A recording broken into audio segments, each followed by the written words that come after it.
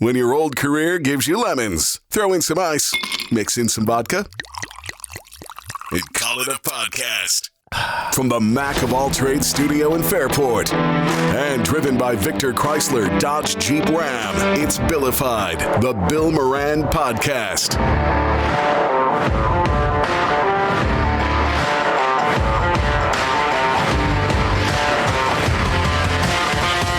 Well, hello and welcome. Thanks for getting your pot on. Thanks for telling a friend. Thanks for writing me that I need a razor. I've had so many people hit me on social media. Where, you lose your razor? What happened to your razor? You need money for a razor? You need a razor sponsor. I don't know. Well, because nobody ever really has seen you with a beard. No. I've never seen you with a beard. I grew on once, and I was just letting it go. Yeah, so I've been letting it go for a while, and then people go, I can tell you're having a hard time. Your dad really kind of got you. You didn't shave or anything. Don't you love when people make those associations? Yes, it's like we all do it. Of course we all try to sound smarter than we really are. Dude, I'm guilty of this more than anyone. Really? Yeah, you know what? You know what, Sammy? You know what Kevin's problem is? I think like people would go, look like you're having a really hard time. You haven't shaved in a couple days. You look like your hair's all messy. I go, that's how I wear my hair, and I'm lucky I have it. I'm going to be 54 years old in like 2 weeks. Come on. They asked Marcia Clark, who was the prosecutor for O.J. Simpson, are you wearing the white dress for Nicole Brown? Are you wearing the right dress for Ron Goldman? She goes, I'm wearing it because it was clean. I haven't had a chance to get to the dry cleaners. Yeah, right. Yeah, right, exactly. But no, I did... I don't know. I just thought, well, let's see. Something different. Try it out. I don't know. Well, we'll see. I mean... Looks good. Beards seem to be very in fashion these days. Just don't become one of those beard guys. What's a beard guy? They start wearing glasses and drink craft beer and wearing special Argyle shirts, wearing hard shoes to the beach. They're around. They used to be called hipsters. Now they've become dads. So now they're sophisticated. Oh, I mean, okay. They're like one generation away from wearing an ascot. That's funny. On a Sunday afternoon at the beach. Yeah. Well, you it's could smoking a pipe. That's coming, by the way. What, the pipe? Oh yeah. You think so? It was cigars. Now it's going to be a pipe. You wait. Oh, people smoking pipes. Yeah, again. with beards and glasses and ascots. Yeah, I remember my Uncle Bill used to smoke a pipe. My Uncle Tony did too for a while. I love pipe smoke. Every family reunion. I like the way it smelled. Yeah. The tobacco. Yeah, it's the greatest secondhand smoke ever. Sure. This pipe smoke. Yeah. I think I did certainly like that. When you think about it, now we're more populated than ever, but there was a lot of shit they were breathing in back then, and everybody seemed to live. Yeah. Well, look at Mark's grandparents, right? They live under Kodak. They're like both in their 90s, both smoked, both drank, lived under the smokestacks of Kodak. They're fine. Yeah, they were good. Maybe it's one of those, like, you know how you got a flu shot to get away with the flu? Yeah. Get rid of the flu. A little bit of the germ scares away maybe that's what it was. A little bit of Kodak went a long way. Might be. Maybe I could become a beard influencer if I actually let this thing go. Yeah, maybe. Yeah. Start wearing beard oils. Ooh. Start advertising beard oils. Ooh. Yeah. I like this. I read an article today about Bill Moran here for Dr. Squatch beard oil. Yes. It's all healthy. You can drink it. I want to reach out to Dr. Squatch. They got good stuff. Yeah, I know. And by the way, it's healthy soap. But Dr. Squatch, they even have like cologne. Oh, they do. They have hair. They have cologne. They have shampoo, conditioner, beard oil. Now they got a razor for your balls. Do they? Yeah. Okay. Yeah. They're branching out. That's right. They're branching. But if you run it on the Yuka app, like the soap, branch. There's a reason why it's expensive because it's incredibly clean. There's no chemicals. Okay. Very little chemicals. We need a Dr. Squatch sponsorship. Yeah, we should. Dr. Squatch, if you're listening to Billified, the Bill Moran podcast, we could use product or cash. There's a or both. There's a whole industry now of people who are considered influencers. Mm-hmm. And I'm not really sure who they are and what they're influencing exactly, or how they would determine who's an influencer and who's not. Jameson watches this kid who I really like on YouTube, and I don't know his name, but he goes around to different hotels, and he went to all the haunted hotels that you could stay at, and he went around and talked all about it.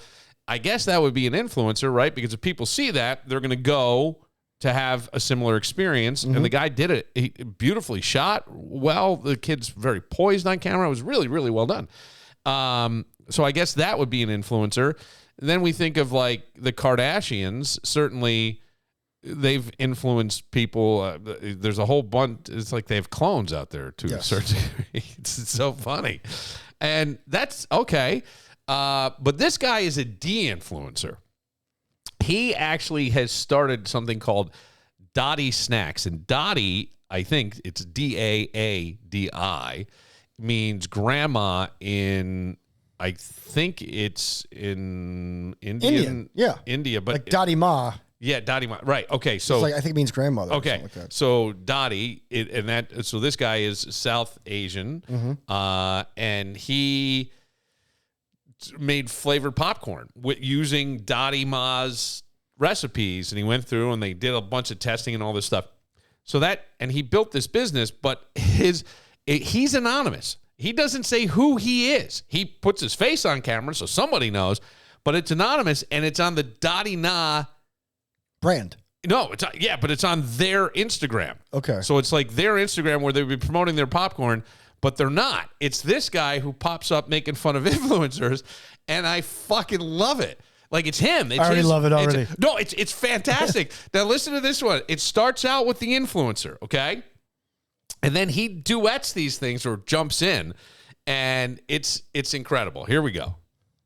I'm in Hawaii, and we're about to get hit by a hurricane. Or no, we're 5 minutes out from the tsunami hitting. Okay, so this is when the tsunami was coming, right? And tsunami. They thought the tsunami was going to hit like California. Be careful, there was an earthquake in Japan. Make sure you board up your house in Hawaii. Yeah. Your president loves you. Excuse me, Mr. President. Can you spell tsunami? I'll never forget being at the comedy club and JJ, God rest his soul. Fucking JJ, God rest his soul. Hey, Billy, how about the Tsumi? I go, what? The Tsumi. I went home. I watched from 6 p.m. to midnight. I couldn't turn it off. The whole thing. I go, you watch 6 hours of covers and you still can't fucking pronounce the word? But it had a T in it. Yeah. And so, all right. So this woman is in Hawaii, okay? And she's, I guess, a travel nurse, and maybe she blogs her travels as to wherever she goes. And maybe people follow. I don't know, but here we go. I'm in Hawaii, and we're about to get hit by a hurricane. Or no, we're 5 minutes out from the tsunami hitting Hawaii. Calmly. Why does it look so beautiful? You're a travel nurse staying in Hawaii, and you decide to content farm a potential natural disaster. Tsunami in Hawaii. Okay, update. Okay, we have a tsunami, and there's no update on this. Based on this comment, it's clear you couldn't give one single fuck what happens to the people who live there. But hey, at least you have your tsunami snacks for your picnic, because if something happens to the natives, you can pick your tripod up and hop to the next place. We are doing a little picnic. We have our snacks, and we're doing. People tell me I'm too mean to influencers, and I would argue I should be much meaner. Okay? Buy some. I want to meet this guy. Buy the fucking Dottie popcorn. Just on that alone. That alone. Go buy it. It sounds fantastic. Oh, wait. I think I've seen this maybe in Wegmans. No, I'm thinking of a different brand made with avocado oil. The popcorn with one more. And this is a kid who comes out, and I guess he's an influencer. Handsome kid. Hands are all tatted up. I couldn't tell because he had clothes on. I couldn't see how far they went up his arm or anything. But handsome kid, and he comes out. He's got a complaint. When I order an Uber Black, a Volvo is coming to pick me up. I'm sorry, but that's not an Uber Black. Oh my God, you guys, I just ordered an Uber Black and I'm literally shaking. They sent me an $80,000 car instead of a $120,000 car. I guess they do say God gives his toughest battles to his strongest soldiers. When I order an Uber Black, a Volvo is coming to pick me up. I'm sorry. I'm sorry. So I don't know if that's a Canadian. Are they both kid. Canadian? Because the Indian dude sounds Canadian too. I don't know where he is. I think he's in New York City. Okay. I think he's in New York City. I'm sorry? Yeah, he does. I mean, you just look up Dottie, Daddi snacks, and you will find them on Instagram, and he just duets all these people. I think it was Instagram, might have been TikTok. Excuse me, TikTok. Love it. And yeah, I think it's the first known example of a food brand doubling as what I would say is a satirical think tank. Oh, absolutely. Right? I love it. Because My wife tells me, like, in school, they do these, like, they ask the kids, what do you want to be when you grow up? Yeah. And 95% of them, like when we were kids, pro athlete, quarterback, baseball player, maybe astronaut, lawyer, talk show host. Now these kids just influencer. Yeah. Okay, what are you going to influence? I don't know. Whatever. Makeup? Yeah. Jeans? Yeah. Exactly. I don't know if we'll saturate things to a point. I think there'll always be influence. They're advertisers. Well, there's always people that are under the influence of something or somebody. But I mean, now it's like all of a sudden, grandma's an influencer. Guinness and alcohol. Yeah, Thanks a lot, Ireland. Jameson, I mean. It's grilling season, baby, and Palmer's direct-to-you market is bringing the heat. 900 Jefferson Road in Henrietta and online at palmersdirecttoyou.com. Grill warriors, fire up those flames. Palmer's Direct-to-You Market is your one-stop meat and seafood paradise this summer. Whether you're hosting the block party of the year or just treating yourself to some backyard sizzle, Palmer's has exactly what you need to own the grill. Say hello to the homemade fresh trio blend slider patties on special. 3 ounces each, packed with Palmer's signature in-house mix of certified Angus beef chuck, sirloin, and brisket. Build your own slider flight and explore bold new flavors like the ridiculous blend patties. Yes, they're as ridiculously good as they sound. Available in full size or slider size because your grill deserves options. Hooked on seafood? Well, then dive into the fresh mahi-mahi fillets at Palmer's Direct-to-You Market, just $13.99 a pound. Or grab a 2-pound bag of farm-raised tail-on cooked shrimp for only $14.98 a bag. That's protein-packed summer snacking done right. Even if you think you've mastered the flame, Palmer's is here to keep you humble and helpful. Check out palmersdirecttoyou.com for grilling tips, steak secrets, grill maintenance hacks, and more. Because greatness starts with guidance. So let's make this the greatest grilling season ever. Head to Palmer's Direct-to-You Market, 900 Jefferson Road in Henrietta, or visit palmersdirecttoyou.com. Meat, seafood, skills, sauce, sizzle, it's all here at Palmer's Direct-to-You. Now go forth and grill like a legend. Looking for high-quality cannabis that fits your budget and your lifestyle? Welcome to MJ Dispensary, your go-to destination for premium cannabis in New York State. At MJ, they're more than just a dispensary. They're a community. Whether you're managing pain, easing stress, or just looking for a little elevated pleasure, they've got you covered with products tailored to your needs. Their mission? To create a safe, welcoming space for all adult cannabis lovers, from first-timers to seasoned pros. And they believe knowledge is power. That's why at MJ Dispensary, they're passionate about educating their customers on terpenes and cannabinoids and the wonders of this incredible plant. They'll even teach you how to spell cannabinoids. Plus, every purchase helps give back to the community through tax funding, donations, and outreach. So when you shop with MJ, you're doing good while feeling great. So why wait? Come experience cannabis the MJ way. MJ Dispensary, 900 Jefferson Road, Suite 902 in Henrietta. It's MJ Dispensary. Did you watch? Yeah. Oh, I watched. I was going to watch twice, and I didn't. Did you? I rewound some of it. Okay.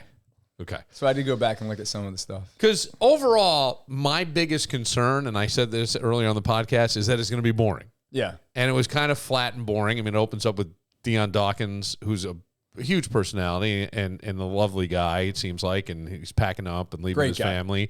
And then it was Dawson Knox, who, by the way, 7 people. I just think that's a lot because I always go, people go, 7 people. Yeah.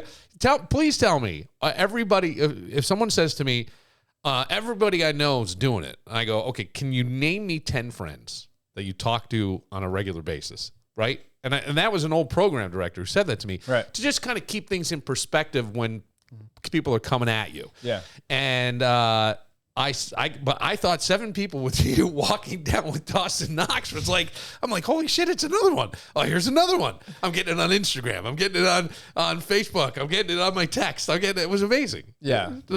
Dawson's a great guy. And it just was coincidental. I was walking down from the parking lot and he was walking out of the locker room and he was a couple steps ahead of me, turned around and saw it was me. And then we just started BSing. Yeah. And, we were trying to coordinate getting something together for the Killers. That was that Saturday. Yes. And it was his first practice back. So we were talking about that. I told him, I'm like, hey man, you don't have to say, you can just take veteran days. I go, Bruce Bruce Smith used to do it all training camp. Yeah, he would take veteran camps. Yeah. There was one time where I remember he was tethered to a tree just running back because he didn't want to practice. And I was like, you know what? All right, go ahead. He would just be on the Stairmaster the whole time. Didn't his grandmother die 3 times in one camp? Yeah, there was but, amazing. Yeah, Dawson's a great guy. And when we were walking, I didn't think anything of it because we were just BSing. Yeah. And as we walked down, and I didn't see anybody because again, you're not. You weren't. You were literally looking at him, talking to him, and walking. He went one direction, you went the other. Yeah. And that was it. But I'm like, that's pretty fucking cool. Yeah. And the fact that 7 people said it to me made it even cooler for me. It was funny because Will sent me. I didn't know it. I wasn't following it during training camp, during the practice, and then Will sent me a text with it as on the link. And he's like, "What the hell?" That's your son. That's very funny. Yeah. The biggest thrill for me on the Hard Knocks piece, the most exciting thing for me, and I really did enjoy it, and I know that there's somebody in this room who did not, and I don't know where you stand on this, but I loved seeing Dion Dawkins go drifting with his kids. Oh my God. When I saw that, I thought to myself, is the Department of Social Services going to show up at his house tomorrow? Because they had a helmet on that didn't fit. Oh no, the helmet. They had the seatbelt won't even fit that. They had him in a restraint of seatbelt that was not approved for their size or age. No, and I don't think if they were in a street car, right? He could have been ticketed. Yes, 100%. And is it bad that I was more concerned about the left tackle of the Buffalo Bills getting injured than his kid? Yeah, that's an issue. That's what horrified me. It's like, no. I'm watching. I go, you're not where he's drifting. You're not going to hit anything. You're fine. I didn't. I know where that is, by the way. Yeah, it's on the reservation. Yeah. Okay, was I not supposed to say that? There's a lot of them. No, you're not supposed to say that. Okay. Oh, that's just between us. I really didn't know. I didn't say which reservation. Yeah. No, I honestly didn't. I just know that they've been drifting. Now, I've done drifting, and they did a whole drifting show in Rochester that was on Netflix and didn't get renewed for season 2. But my buddy Kevin Van Valkenburg was brought into service to repair all the cars. Oh my God, we were talking. This is down on Kodak, and those guys were hitting light posts and things. Where he was, there was nothing. No, it was all wide open. Safe. And these guys are like they'll drift through obstacle courses. I don't know enough about drifting. It's cool to do. It's not something I've ever really focused on. And I love that with cars. I really didn't have any concerns about him driving it, only because some people who drive with me think that I drift normally, right? And so, he was in control of the car. There wasn't like big spaces where he could get a ton of speed and then there would be issues with it. So right. that wasn't for me. If he was drag racing on the road or something, I'd be like, okay, you can catch some air. That can get dangerous. Yeah. It was the kids. I was thinking, oh my God, why? Who did he consult with on that? I don't think anybody. Who did HBO consult with? Who did the Bills PR team consult with? I was like, I can't believe they're showing this. There was nobody. And I thought the same thing with the kid. I go, the kid, like, only because we're in 2025. If you weigh more than 90 pounds, right? Under 90 pounds. Oh, excuse me. If you're under 90 pounds, you're in a back seat that's rear facing. Right? That's the car seat you're in. Billy used that joke once doing a comedy show. This hot chick got up to walk off, and she had a little bit of a rattle with her shake. And he goes, hey, where are you going? If you're under 90 pounds, you got to use a car seat. Car seat face out the back window. She started laughing. They're laughing, and her boyfriend's there. I go, man, that'd be great. If she gets drunk and she's yapping, you just throw her in the car seat. Let's nice girl traffic, let her look out the rear window. You're fucking fine. You think about what you did. That's awesome. Oh, that's the greatest. That is funny. But it's true, right? And then, so you see this, and the helmets, you're right. They're not built for a kid's head.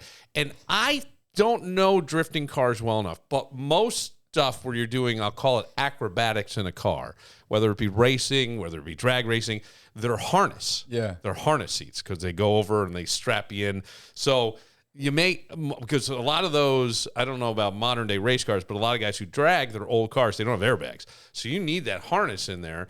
And I would think for drifting, that didn't look like, although it looked like a retro. It was a BMW. Yeah, I was going to say it was definitely a modified BMW. But I couldn't tell what year. And it was modified specifically for that. I mean, he had the aerodynamics and everything specifically for that. But you know, and if you got to know Dion, that's Dion. And Dion would never knowingly put his kids in a situation of course not. to be hurt. But I will say that the laws in certain parts of New York State apply differently to the people that are on that premises versus people who are off the premises. Oh, okay. That's why. All right. So the laws, if you're in a certain part of New York State that has certain freedoms, but you're on there whether you're part of that nation, culture. Yeah, that nation is what it is. Yes, those laws still apply to you as if you're native. Yeah. And if once you walk off, Gotcha. and you're so this is why New HBO York was State okay to citizen, show it.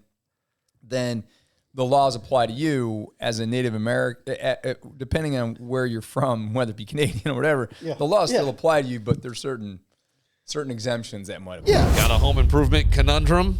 Time to call in the superheroes. Mac of all trades. Leaky faucet. Wall that mysteriously has a hole in it. Kitchen looking like it's stuck in the 90s. Mac of all trades is here to save the day. No capes, just expert repairs, remodeling, and handyman services that get the job done right. Call them today at 585-202-9218. That's 585-202-9218. Or visit them online at macofalltrades.net, because every home needs a hero. Mac of all trades. When life takes an unexpected turn, you need someone who's going to stand by your side. At Circulaw, they understand that good people can find themselves in difficult situations. Whether it's a DWI charge or being accused of a crime you didn't knowingly commit, your rights matter, and protecting them is Circulaw's priority. As your defense attorneys, they'll meticulously analyze every aspect of your case, from understanding the charges to dissecting applicable laws and statutes. They believe everyone deserves a fair trial and proper justice. Why face the legal system alone? Let Circulaw help protect your rights and guide you through this challenging time.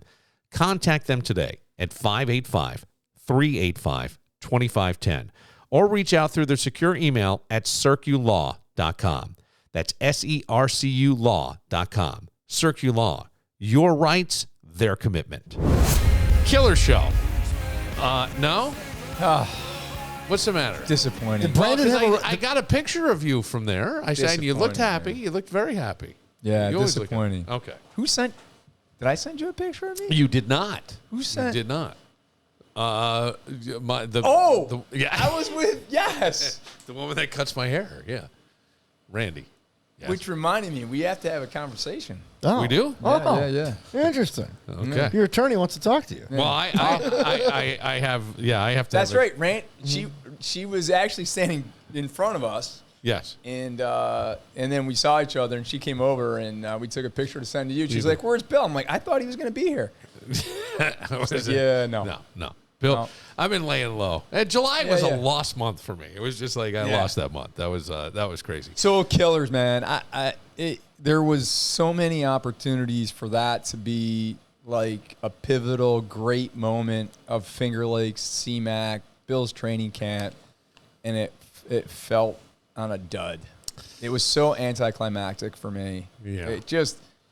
Well, I did see the confetti Yeah, coming down. CMAC did a great job with that. Yeah. And Sarah Axelrod, who runs CMAC, I mean, she put her heart and soul in trying to make something happen, to make some, for the patrons of CMAC, to make it special, and the Mafia, and between the Bills and the Killers and everything, it just was one of those things where it just didn't work. Yeah. You got 20-year-old guys that you throw in a complication or two or here or there, and you have a curfew, and all of a sudden it's just easier. There was a lot of good plans for that to happen, a lot of cool things to happen, and it just didn't come to fruition. It was a great show, and I really enjoyed it. What the anticlimactic thing for me, and I'm sure you have listeners that were there, was when they came on to sing the last song, and he says, don't tell anyone, but when we sing the song, we're Bills fans. And that was the only acknowledgement to the Bills Mafia and to the Bills fans that were there. It hit like a lead balloon. Oh. And if you were there and you looked at the crowd, 2/3 to 75% of the people there had something Bills on.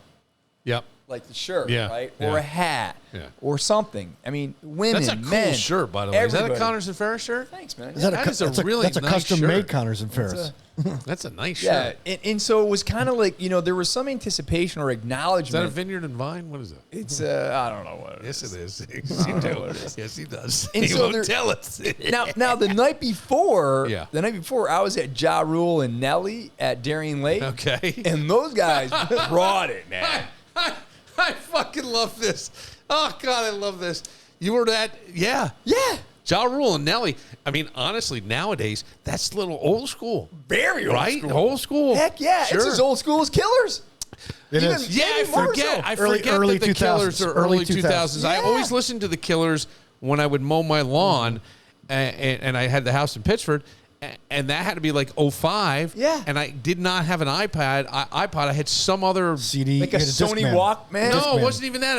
It was an MP3 player, but it Oh, wasn't yeah. your phone. We Yeah. didn't Was it have a that on our phone Zune? yet. Was it a Zune? No, it wasn't a Zune. Remember The Phil Sherman had a yeah, Zune? the Zune. So we're at Darien Lake with Ja Rule and Nelly after the Red and Blue. I was on the drive home, so why not stop, right? Yeah, sure. And they talked about they blew up the Bills Mafia, the Buffalo Bills, Buffalo. man. They were Nice. all about it. And every time they'd mention it, the crowd would go erupt and just go Yeah. crazy. And Yeah. they really played it, which gave it an additional energy to the crowd Yeah. and to them as they were playing because you feed off each Yeah, other. sure you do. And I just didn't.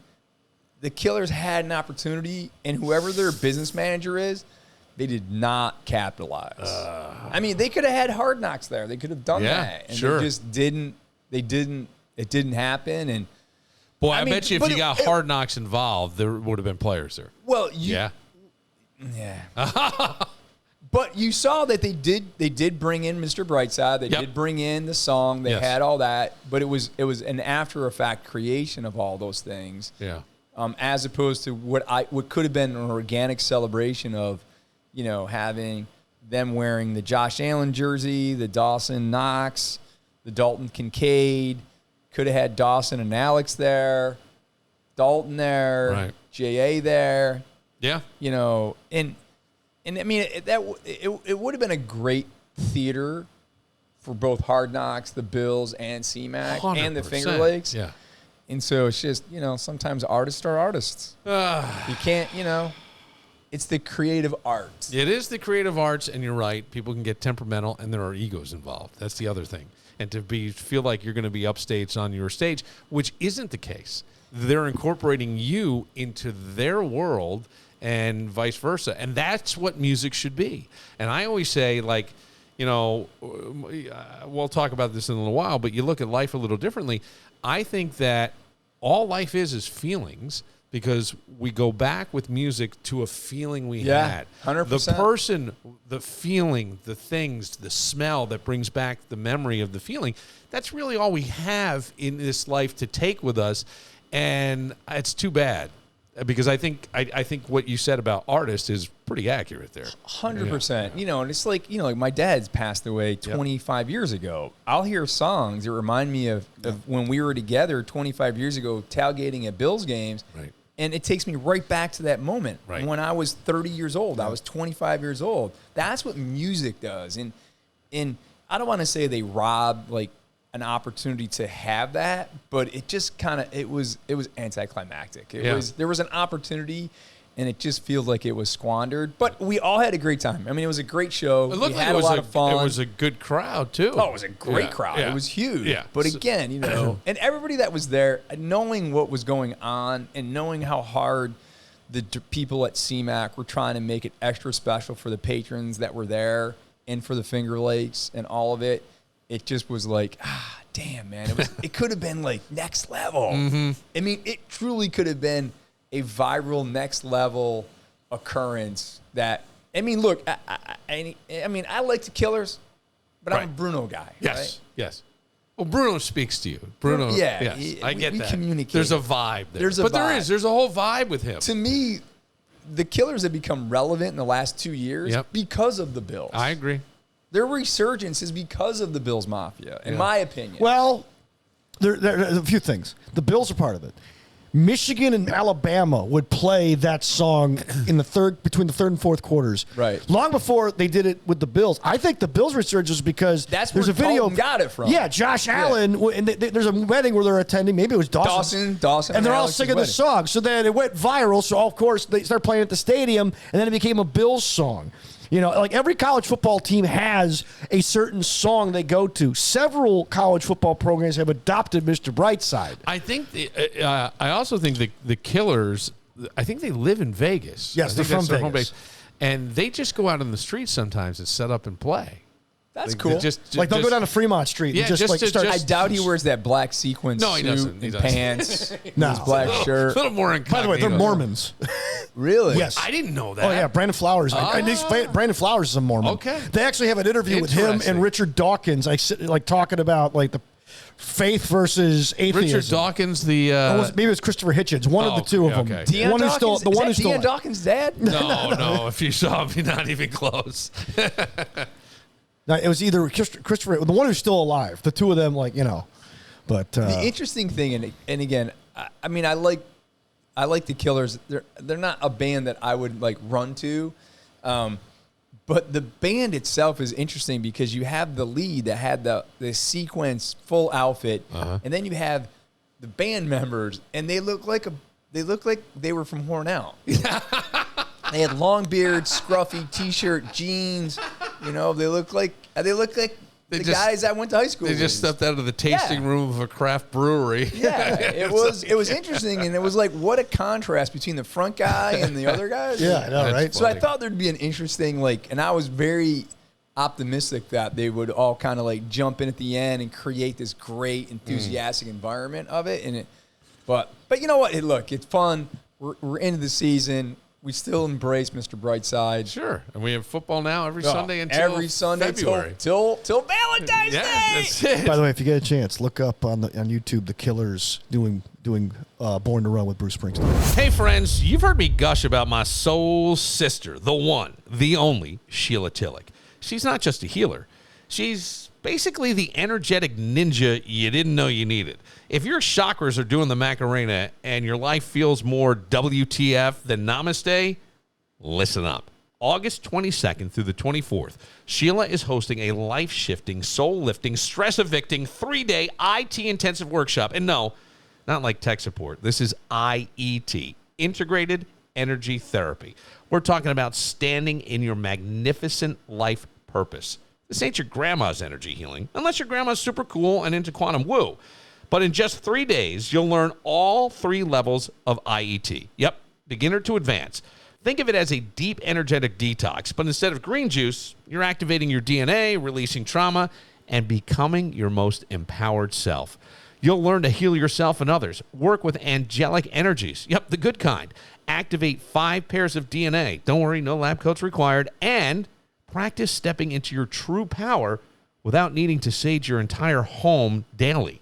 But here's the kicker. Registration closes August 15th. Do not procrastinate like it's laundry day.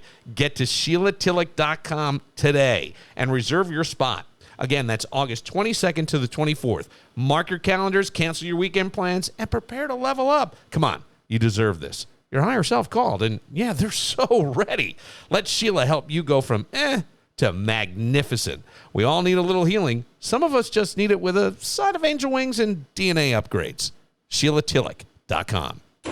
Oh, I see you have random, rusty, ridiculous scrap metal all throughout your garage. I know that scene. Holding on to that extra siding from 2008? Come on. Pack up that garage mess and roll it down to Premier Metal, Rochester's #1 choice for scrap. We're talking metal from auto jobs, plumbing, HVAC, roofing, siding. If it's shiny, bendy, and mysteriously dented, they want it at Premier Metal. You know that metal shelf that attacked you in 1998? Get rid of it. At Premier Metal, they offer the best prices. This is a scrap metal commercial, not a spelling bee. Aluminum siding, electric motors, car wheels, copper wire, steel, sheet metal, 300 series stainless steel, auto batteries, lead, and even your ex's dumb weight bench. Make cash, clear space. Visit PremierMetalGroup.com or either of Premier Metal's state-of-the-art facilities. West Linden Avenue in East Rochester, just minutes off 490, or 11 Carn Street in Rochester, just minutes off 390. Premier Metal. Be a metal magician and turn that metal into cash with Premier Metal. You know what's interesting is that I've watched people now come around Josh who are, seasoned business veterans in Rochester and Buffalo, even politicians. And Josh walks up and people go, "Hello, Mr. Allen." Wow. Like swallow them. Like they can't talk. Yeah. Yeah. And it's, it's just an interesting dynamic that when you get somebody that's like great, bigger than life, you think, and then and he's such a goofball, and he's so I'll say disarming, is that you just kind of like, if you have a teenage son, then you can talk to Josh Allen. If you can talk to your teenage son, you can talk to Josh, because he really is like this happy-go-lucky good guy. Yeah, and he just loves. And any like stupid trivia when it comes to movies or different things, he's that guy. Yeah. Like when you watch Hard Knocks, he's talking to Terry Pagula. He's looking for things to like be able to like talk about, to be like funny and quip and that that's what, when you have a superstar like him that has that groundedness, I mean, it's transformational. I mean, it's unique. He was talking about gravity at one point at practice. At practice. I was like, what is he talking about? Oh, he was. They were having that. That's right. They did get a little deep, didn't they not? In a huddle, like centrifugal force or something. Like, what are you talking about? Yeah, you brought 5.81. Yeah, you say the word grounded. I noticed something, because I did go to training camp, and I noticed something that I'm wondering if it'll be featured on Hard Knocks or not. And I'm going to call it grounding, where they had players with some of the trainers walking around barefoot on the field. And I'm just telling you because I have another podcast called Bill Lightman, where we talk more about the spiritual, worldly kind of stuff, that's a big thing. Like, they're even in Australia now. It's not a trainer. Oh, it's not a trainer. Well, I watched a couple guys, and I go, that's an interesting thing, because there are times where I will grab a cup of coffee and walk out my front door and just walk on the grass in the morning early on. But I've been doing that. Supposed to reduce inflammation. You and Mac Hollins. I've been doing that for years, but it was weird to see them do it. Like, I'm watching Greg after, and I'm standing there. I was a guest of Dr. Rice, who through Fisher. Oh, yeah. And yes, you were at his house. He is the head of He's a great guy. the mental health department over there. And we're watching, and I went, wow. And he goes, yeah, they're grounding these guys. And I go, that's an interesting thing. It's almost like you can feel this is going to sound really weird and kind of queer. You're like one with the earth, but you can feel the earth's vibrations. There's a greater connection to the ground. There's a little more grounding for you. It brings you sort of down. Well, we supposedly. are dirt. Yes, but but I thought that was interesting. I hadn't seen that anywhere, and there were a number of players doing it, and I thought it was a trainer, not a trainer. Yeah, it's part of their, it's the Mac Hollins effect, actually. Is it really? really? What it is, and then they've got I guess I'll say a team psychologist. Yep. That in part of it, what Mac brought to the whole team, and just the whole concept of like being grounded and getting in touch with yourself is like touching the earth. Yeah. And, I know that sounds strange to people, but it's really, I think it's so true. And I can tell you, after practice, there are multiple players that walk the field and have someone they talk to as they're going up and down. As they go up and down, yeah. And what they're doing is that they're talking about practice, the things that happen in practice, the things that occurred, how it occurred, what they would do differently, how they prepare for the next day. And again, I mean, in terms of dealing with life, is that those are the things that you should do in terms of enjoy the moment and prepare for the future. Yep. Mac no longer with the Buffalo Bills. He's with the goddamn Patriots. Okay, and that is where my concern comes in. Oh. They've been having joint practices with the Commanders. They're going to play the Commanders in their first preseason game this weekend. Vrabel is their new head coach. Yeah. There was a scrum on the field between the Commanders and he jumped in the middle, and he got punched in the face and had blood dripping down his face and all this stuff. And what concerns me is, like, he's going to rally the fucking troops, Greg, because they know he was a player. He played 14 years in the league. He played with the Chiefs. He played with the Patriots. I forget the other team. There was a third team, I believe, in there. And this guy, and I go, he is going to turn this team around, and I don't want him to. Yeah, I mean, I think at this point right now is that I think the Patriots are a team. The Patriots are a team that will win games because they have him as a coach. Yeah. But they don't have the talent, and they don't have the people they need in the right spots yet. But if that team gets some turnovers, Dan, yeah, this is what I'm saying. They're in a game. They're dangerous. They're a score or two down, and then they get a turnover in the second half, and they're within one score.